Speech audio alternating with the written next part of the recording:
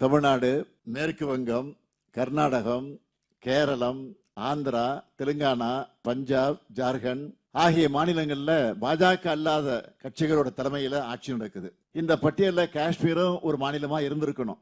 ஆனா ஒன்றிய அரசமைப்பு சட்ட விதிகளை மீறி தன்னிச்சையா காஷ்மீர்ல மக்களால தேர்ந்தெடுக்கப்பட்ட ஆட்சி கலைக்கப்பட்ட பிறகு ஆளுநருடைய ஆட்சி காலத்துல காஷ்மீர் மாநிலத்தை ஒன்றிய அரசினுடைய நேரடியான ஆட்சிக்கு உட்பட்ட ஒரு பகுதியா மாற்றி அறிவிச்சாங்க.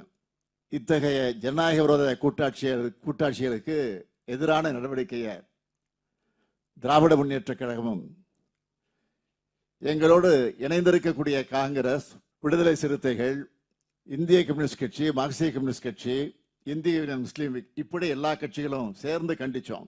இது போன்ற நிலை தொடரக்கூடாது, மாநிலங்களுடைய உரிமைகள் தொடர்ந்து பறிக்கப்படக்கூடாது என்ற உணர்வுல தான் மீண்டும் 50 ஆண்டுகள்ல கூட்டாட்சிக்கு எதிராக நடைபெற்ற நிகழ்வுகளை ஆய்ந்து உரிய அரசமைப்பு சட்டத்தை அந்த திருத்தத்தை மேற்கொள்வதற்கு உச்ச நீதிமன்றத்தினுடைய முன்னாள் நீதியரசர் மாண்புமிகு குரியன் ஜோசப் தலைமையில ஒரு உயர்நிலை குழுவை நியமிச்சிருக்கிறோம்.